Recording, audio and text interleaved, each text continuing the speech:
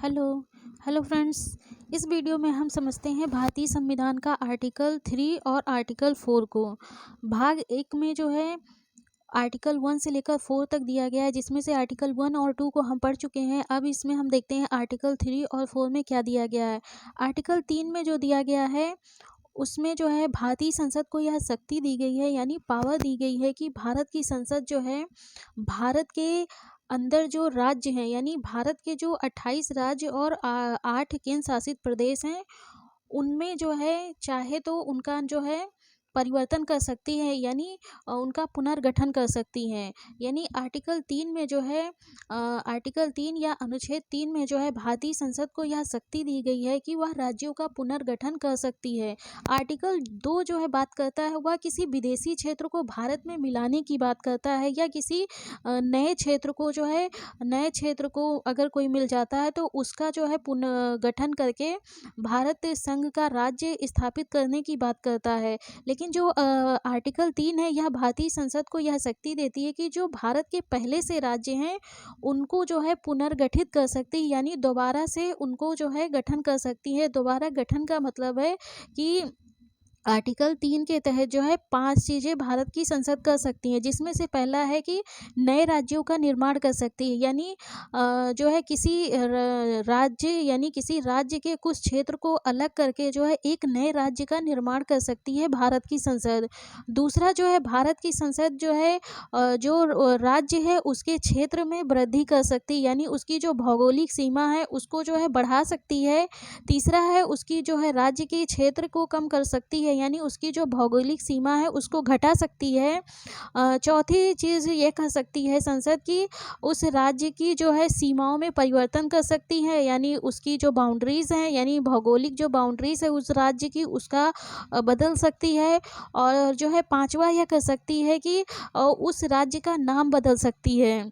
तो आर्टिकल 3 में जो है भारतीय संसद को यह शक्ति दी गई है कि वह जो है जो भारत के जो है विद्यमान राज्य हैं उनमें जो है परिवर्तन कर सकती है, उनके क्षेत्र को अलग करके एक नया राज्य का गठन कर सकती है, उनकी सीमाओं में परिवर्तन कर सकती है और उसका नाम बदल सकती है। और ये जो सब कुछ करेगी संसद, वह संसद जो है ऐसे नहीं करेगी, संसद कानून बना कर करेगी, और कानून बनाकर करेगी संसद, वो भी साधारण बहुमत से जो है इन सारे काम को संसद कर सकती है। इसमें किसी स्पेशल मेजॉरिटी की या विशेष बहुमत की आवश्यकता नहीं होती है।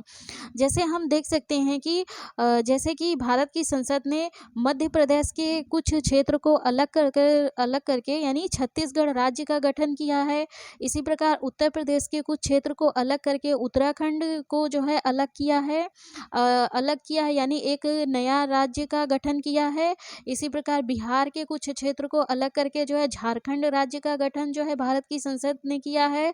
और अभी देख सकते हैं 2014 में जो है आंध्र प्रदेश के कुछ क्षेत्र को अलग करके जो है तेलंगाना राज्य का जो है गठन किया गया है। तो इसमें जो है संसद जो है को एब्सोल्यूट पावर दी गई है, यानी अत्यंतिक शक्ति दी गई है कि भारत की संसद जो है भारत के अंदर जो राज्य क्षेत्र हैं उनमें जो है नाम परिवर्तन, सीमाओं में घटाना बढ़ाना, यानी कुछ भी कर सकती है। उसके लिए जो है वहाँ की जो राज्य होंगे उनके जो विधानसभा है उसकी जो है अनुमति की आवश्यकता नहीं होगी।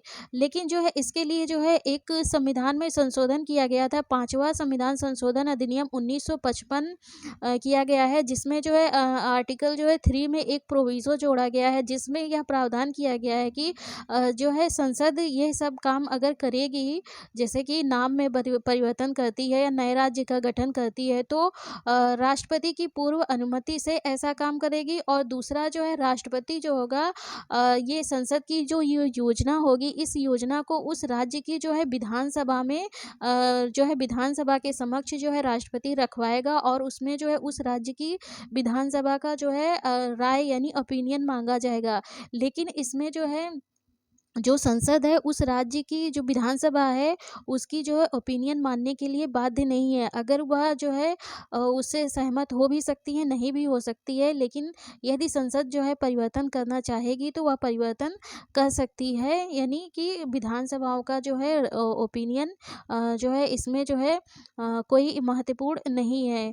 भारत की संसद अगर करना चाहेगी उसको तो वो कर सकती है। जैसे कि अभी हम तेलंगाना का देख सकते हैं कि आंध्र प्रदेश की जो विधानसभा थी वह तेलंगाना को एक अलग राज्य बनाने के लिए सहमत नहीं थी, लेकिन वहाँ पे जो है डिमांड थी कि तेलंगाना राज्य का अलग से गठन किया जाए, तो भारत की संसद ने तेलंगाना राज्य का अलग से गठन जो है कानून बनाकर कर दिया है। इसी प्रकार जो है भारत की संसद जो है आर्टिकल 3 के तहत ही राज्य का नाम बदल सकती है। नाम बदल सकती, जैसे हम एग्जाम्पल में देख सकते हैं, उत्तराखंड का नाम जो है पहले उत्तरांचल हुआ करता था, अब उसका नाम बदलकर उत्तराखंड हो गया है। इसी प्रकार उड़ीसा का नाम पहले उड़ीसा था, अब ओडिशा हो गया। पांडिचेरी का नाम अब पुदुचेरी हो गया। इसी प्रकार संसद जो है परिवर्तन कर सकती है। भारत के जितने भी 28 राज्य हैं या केंद्र शासित प्रदेश हैं उसमें जो है कुछ भी परिवर्तन कर सकती है, घटा बढ़ा सकती है, नाम में परिवर्तन कर सकती है। यह संसद को शक्ति दी गई है और ऐसा करेगी संसद तो कानून बनाकर करेगी, कानून साधारण बहुमत से बनाकर संसद करेगी। अब हम देखते हैं आर्टिकल 4 में जो है क्या दिया गया। आर्टिकल 4 में यह दिया गया है कि यदि भारत की संसद अनुच्छेद 2 और 3 का प्रयोग करेगी, यानी अनुच्छेद 3 और 2 का जो है लागू करने के लिए यदि संसद कोई कानून बनाएगी, तो वह कानून जो होगा वह भारत कानून बनाएगी, वह अनुच्छेद 368 के तहत जो है संविधान का संशोधन नहीं माना जाएगा। इसको हम इस तरीके से समझते हैं कि जब भारत की संसद अनुच्छेद 2 को और अनुच्छेद 3 को लागू करने के लिए कोई कानून बनाएगी और उस कानून के तहत यदि भारतीय संविधान में कुछ परिवर्तन आता है, जैसे कि यदि जो है भारत की संसद कानून बनाएगी 2 और 3 को लागू करने के लिए, तो जो पहली अनुसूची है और जो चौथी अनुसूची है उसमें परिवर्तन होगा। तो इस प्रकार यदि ये परिवर्तन होता है तो यह जो है संविधान का संशोधन नहीं माना जाएगा। मतलब इसको जो है इस प्रकार जो बनाया गया कोई भी कानून है संसद द्वारा वह जो है अनुच्छेद 368 से बाहर रखा गया है। अनुच्छेद 368 में जो है संविधान में संशोधन करने की प्रक्रिया दी गई है और शक्ति दी गई है। दो चीज़ें अनुच्छेद 368 में दिया गया है। तो यही चीज़ बताया गया है कि आर्टिकल 4 में कि यह यदि संसद जो है अनुच्छेद 2 और 3 को लागू करने के लिए कोई कानून बनाती है और उस कानून के तहत जो है यदि भारतीय संविधान की अनुसूची पहली और अनुसूची मतलब कि चौथी अनुसूची में कोई परिवर्तन आता है, तो वह भारतीय संविधान के अनुच्छेद 368 के तहत जो है भारतीय संविधान का संशोधन नहीं माना जाएगा। एक तरीके से यह भारतीय संविधान में देखा जाए तो संशोधन होता है, क्योंकि परिवर्तन आ जाता है भारतीय संविधान की। जैसे प्रथम अनुसूची में उस राज्य के नाम दिए गए हैं तो राज्य का नाम चेंज हो जाएगा, राज्यों की संख्या बढ़ जाएगी तो उसमें संशोधन करके उसमें जो है घटाना बढ़ाना पड़ेगा या राज्य का नाम परिवर्तन करना पड़ेगा। इसी प्रकार चौथी अनुसूची में जो दिया गया है उसमें राज्यसभा में जो है सीटों का क्या मतलब कि कितनी सीटें होंगी किस राज्य की, उसका सीटों का आवंटन किया गया है, तो उसमें भी परिवर्तन हो जाएगा। उस मतलब राज्य की राज्यसभा सीटें घट या बढ़ जाएंगी तो उसमें भी परिवर्तन आ जाएगा।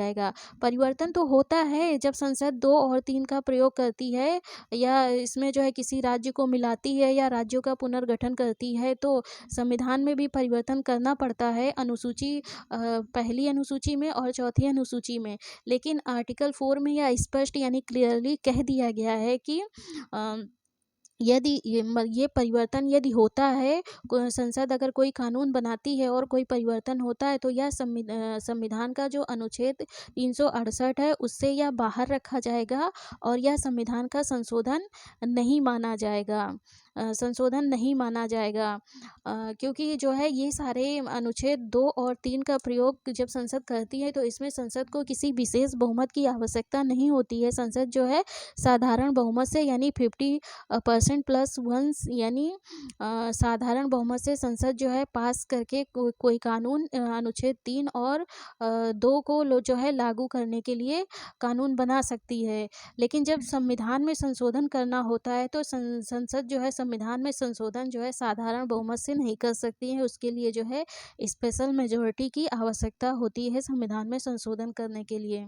तो यहाँ पे अब भाग 1 जो है भारतीय संविधान का जो है कंप्लीट हो गया। 1 से लेकर 4 तक। आगे जो है भाग 2 में दिया गया सिटीजनशिप यानी नागरिकता के बारे में प्रावधान किया गया है, जिसको हम अगली वीडियो में पढ़ेंगे।